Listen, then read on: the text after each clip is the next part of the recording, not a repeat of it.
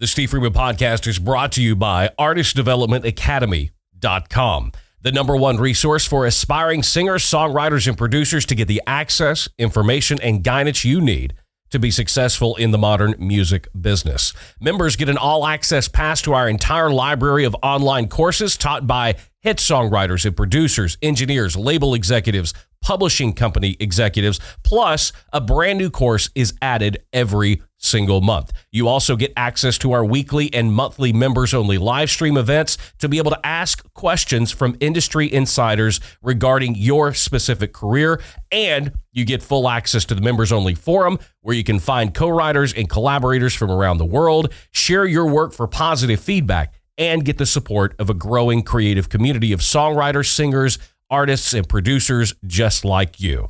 Get 30% off your annual membership right now by entering the code STEVE at checkout. Join now at artistdevelopmentacademy.com. The music business without all the bullshit. This is the Steve Freeman Podcast. Well, ladies and gentlemen, boys and girls, we did it. Here we are, episode 1 of season 6. I can't tell you how excited I am to be here. How excited I am to kick off our 6th season.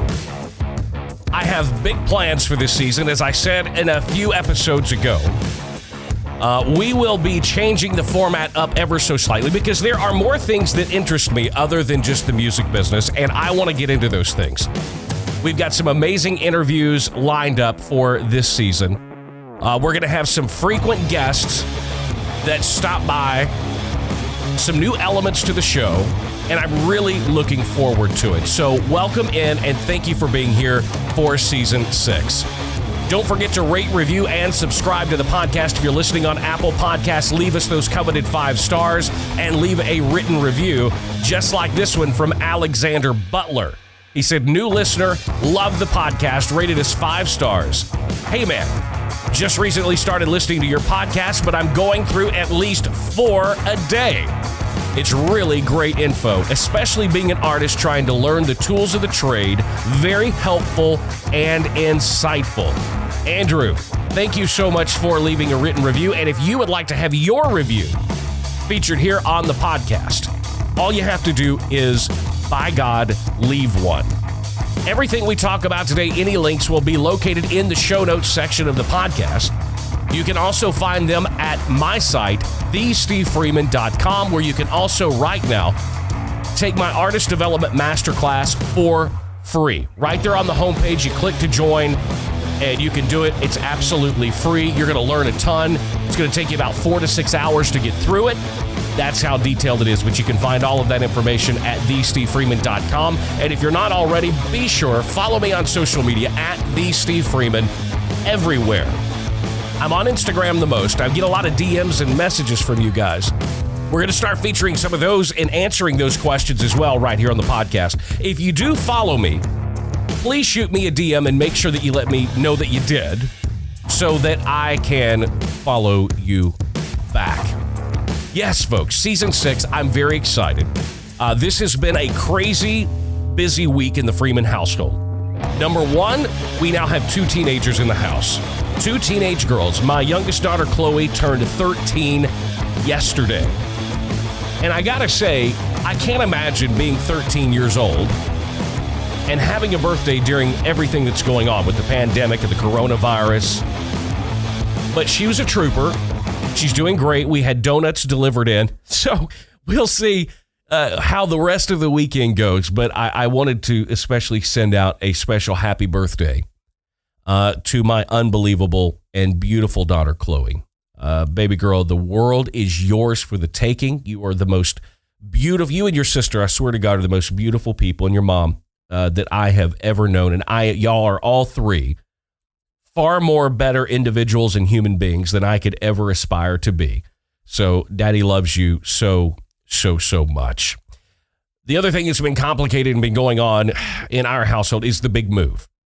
Now, I have talked about this a little bit over the period, but we're going to move to Utah, like right now. Like we would be leaving tomorrow to move to Utah. And my oldest daughter came to me and she said, Dad, look, if there's any way possible, could we stay in Nashville for me to finish my senior year in high school? And no matter how bad I wanted to go, it's one of those things when you become a parent, and those of you that are listening that are parents, you know exactly what I'm talking about. But when you become a parent, the needs and the wants and the desires and the well-being of your children come way before you do. And look, I'm going to be real honest. Those of you that know, I am a selfish son of a bitch. And I put myself first. I always like to say, but I honestly, if I'm being 100% honest, I have put my career in ahead of the family. I have put so many things ahead of the family. But this one was an important thing, for your kid to be able to finish high school with their friends and where they're comfortable and where they're used to being. And so we said, absolutely. So we sold our house, and I can't believe we actually were able to, we listed the house the week before the coronavirus hit. And we actually sold the house. And we moved into a temporary place for 1 year because at the end of 1 year, as soon as my daughter graduates, we are moving. Now, we are looking at two places. We're looking at the South Bay area of Los Angeles, the Manhattan Beach, maybe even Newport Beach, a little bit further south. But then we're also looking at Utah, or we're maybe looking at getting a place in both. Because so much of what I do, so much of my business, so much of the songwriting, the TV and film stuff, I can produce records from anywhere. So I'm looking for a slower pace of life. So, but I say all that to say, those of you that have moved any time in your life, you know how stressful of a situation that is. And that's what we've been dealing with. So we've been dealing with the coronavirus. We've been dealing with a kid turning 13. And we've been dealing with moving. So it's been very stressful, but we've come out the other side of it. And I'm very proud to say we are almost 100% settled. That is all 100% credit to my wife, Stacy. I felt like I had to do as little as humanly possible. She did everything.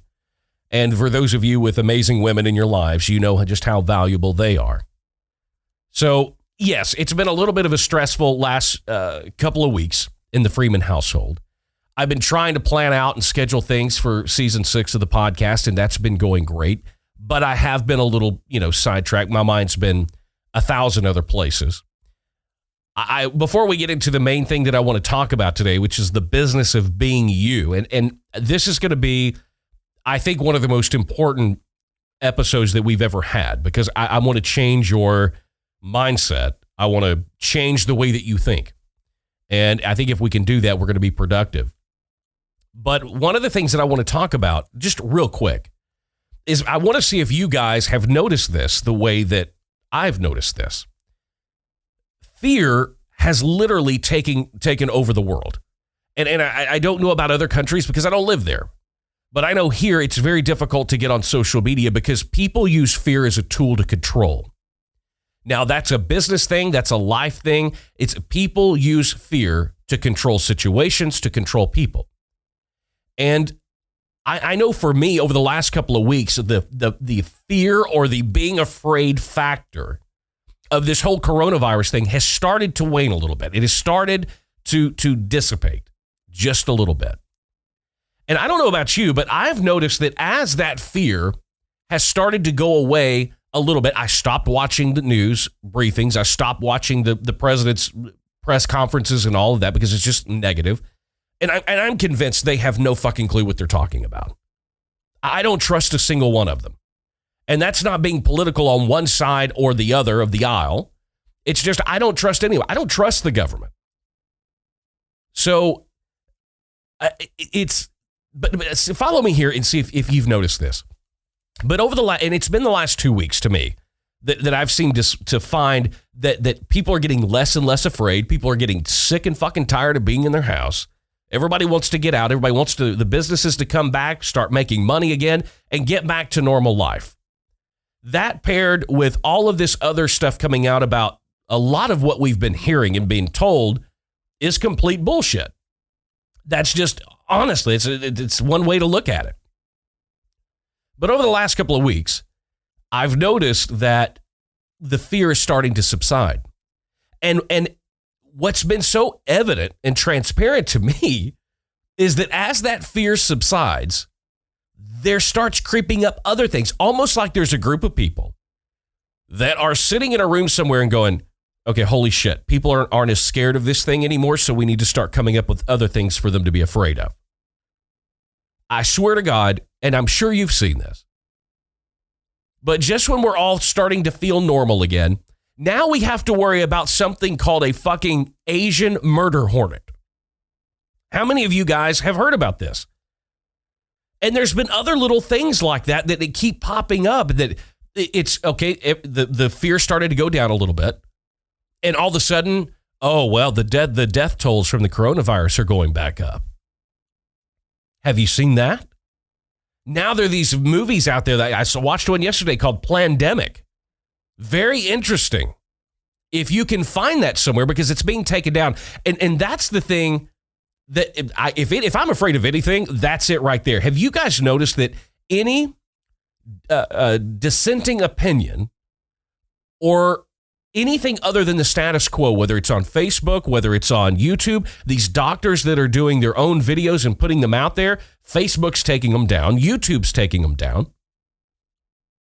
And to me, the only logical thought there is that it must be true because you don't want me to see it.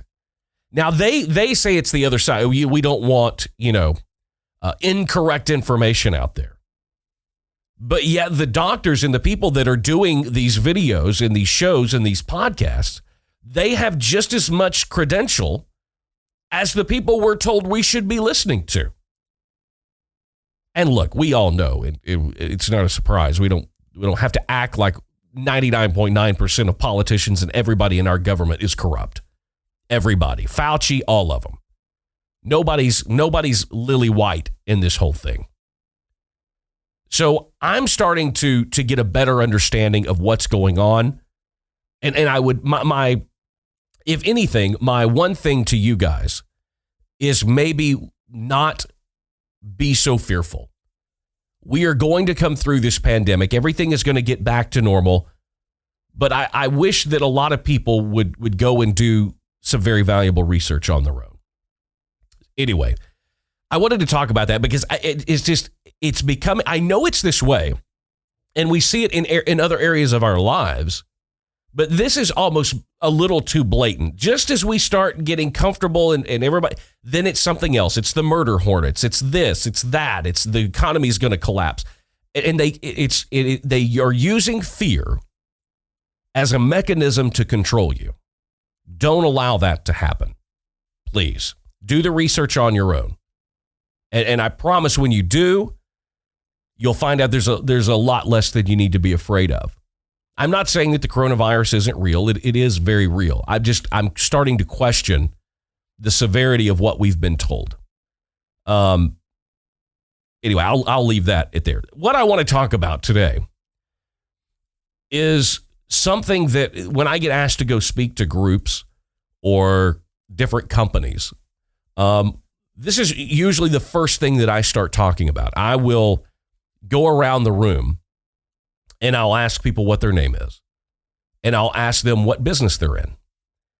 And I love getting all the different information and answers from people because 99.9% of the time, they are all 100% completely wrong. And I will tell you, those of you that are listening and or watching this today, if I were to ask you what business you're in, if I were talking to a songwriter and I said, what business are you in? They would say the music business or the music publishing business or the songwriting business. If I were sitting across the table from an artist, that's what business are you in? I'm in the music business. I'm in the entertainment business. If I sat down across from a real estate agent and said, hey, what business are you in? I'm in the real estate business. I'm in the property business. If I sat down with a car salesman and I said, what business are you in? I'm in the car sales business. I'm in the car business. I'm in the automobile industry. The issue there is you are all wrong. The business you are in is the business of you. No matter whether you're a songwriter, an artist, a car salesman, a real estate agent, a small business owner, it doesn't matter. You are not in the business of the product that you're selling. You are in the business of you. You've probably heard me talk in podcast episodes or YouTube videos in the past about the power of being you. And that when people are buying something or buying into something or subscribing to something, they are subscribing to you. You are the best salesman for you. It is not about the products that you're selling. It's not about the products that you're creating. It's not about the place you hope to achieve or the things you hope to achieve or the person that you hope to be from a career standpoint. People buy people. People collect people. People buy personalities. You are in the business of you. Now, I want you to think about this. And really, when it boils down to and comes down to it, you have one product that you should be selling. And this is why so many songwriters, so many artists, so many business people, it doesn't really matter what industry you're in. This is why you have not really achieved or reached the level of success that you want to achieve, because you are selling the wrong product. Each and every one of you that is listening or watching this podcast right now have one product. And it's not your music. It's not your videos. It's not your social media. It's not even you to a degree. I want to give you a couple of examples. What business, when you think of some of the top brands in the world, Nike, what business is Nike in? Some people would say the apparel business, the shoe business, clothing, sports. Think about Disney. What business is Disney in? Theme parks, Mickey Mouse, animation, movies, entertainment. Carnival Cruise Line. They're in the cruise business. Entertainment, fun. Mercedes. Is Mercedes in the excellence business, in the car business, in the automobile industry? None of these companies. Nike is not in the shoe or apparel business. Disney is not in the Mickey Mouse or theme park or movie business. Carnival is not in the cruise business, and Mercedes is not in the car business. They are in the business of selling experiences. Now, I want you to let that sink in for just a second, because you, as a songwriter, as an artist, as a business owner, are no different than any of these top brands that I just mentioned, or any other brand out there you want to talk about. McDonald's, Wendy's, Starbucks, Coffee Bean. It doesn't matter. Under Armour. You are in the exact same business that they are in, and that is the experience business. All top brands are selling an experience. When it comes to Nike, they aren't selling you the shoes. They're selling you the idea that you can jump higher, run faster, the experiences that you'll have in exercising, the endorphins that bring. Watch the advertisement. They are selling you on the experiences that you will have while wearing their tennis shoes. They're not selling you the tennis shoes. Disney, they are in the experience business. How do we know that? Because everybody talks about that time they went to Disneyland, or that time they went to Disney World and they met this character, or they stood in line for this ride, or how amazing that it was. They are in the experience business. They are in the business of selling you experiences. Carnival Cruise Lines, it's all about experiences. We take videos, we take social media posts, we do all of these things to have a great time and have fun and have an experience. They're not selling you the fucking boat. They're not selling you the shitty food that's available 24/7.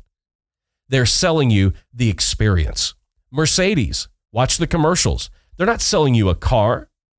They're selling you a way of life. They're selling you an experience. What does it feel like to drive the best made car on the planet?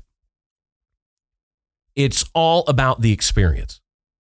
If you stop for a second and think about how you can apply that and think differently in your life, in your business, and in your career, I promise you will start to understand how you can give your fans, your customers, your patrons a better experience. When you can properly offer someone an experience, they are going to stick around. That's why some of you haven't reached the level that you really want to reach, because you are mistakenly thinking that, okay, I'm an artist, the music is what I'm selling. My concerts, that's what I'm selling. I'm in the business of selling music and concert tickets and t-shirts and bumper stickers. That's the business I'm in. No, every single one of those things are an experience. The music is an experience. Think about when you think about your favorite songs.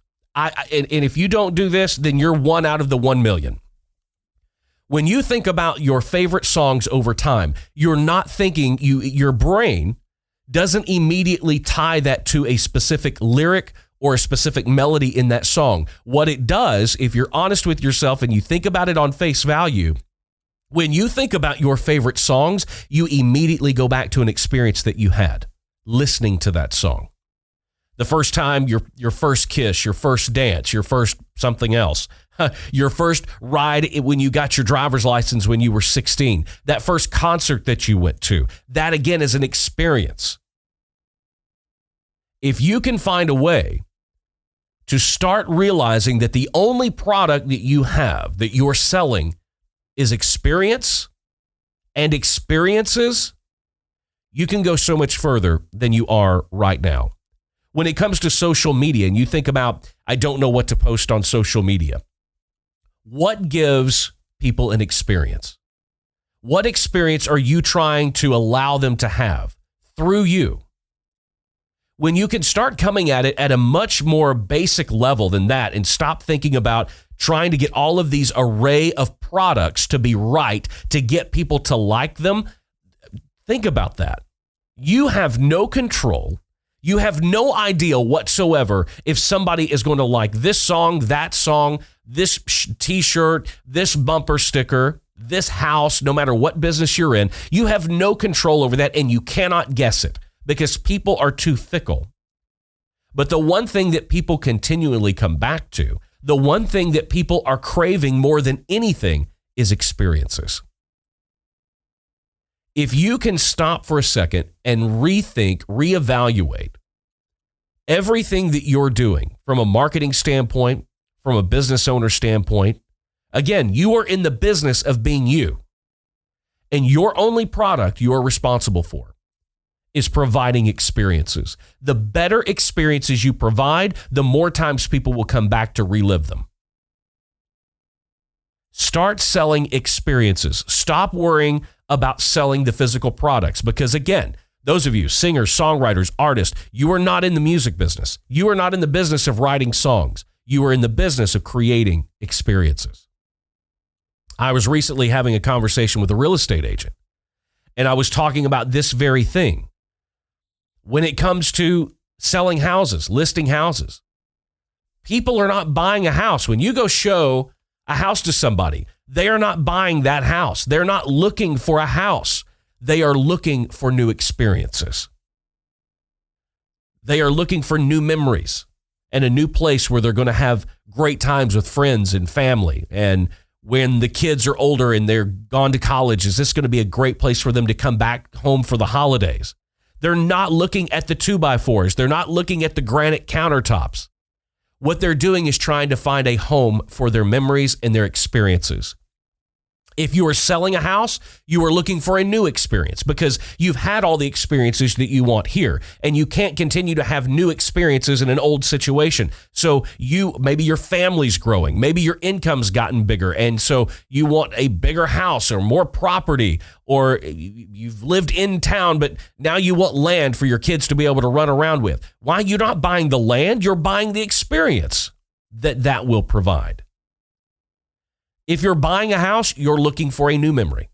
You're looking for new experiences, a place to have new experiences and develop new memories.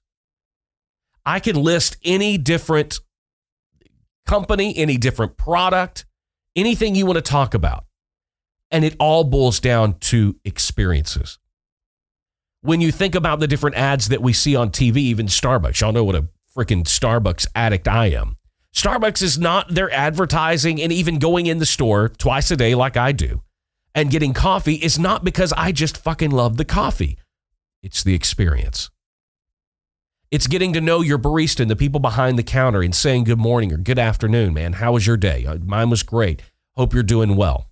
Do I like the product that I get? I absolutely do. But even then, it's more about the experience, because right now, as I'm sitting here, I'm thinking about how awesome it's going to be to get my Frappuccino this afternoon and how good it's going to taste. And I can see myself with the doors off and the top off of my Gladiator, and I can feel the wind brushing through my hair, and I can hear Post Malone, Candy Paint turned up, and it's bumping, and I've got it's the experience, because it's not just about that coffee.